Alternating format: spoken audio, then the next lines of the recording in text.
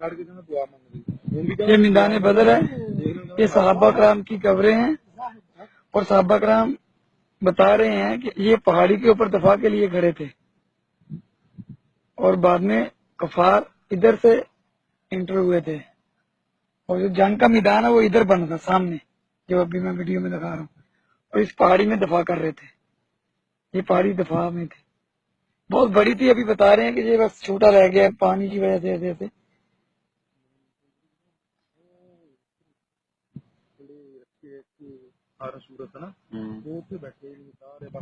یہ طریق یہ مدینہ سے اب یمبو کی طرف آؤ تو بدر راستے میں آتا ہے، میدان بدر چھوٹا سا شہر بھی ہے، اور یہ میدان بدر بھی ہے، نہیں تقریباً 100 کلومیٹر ہے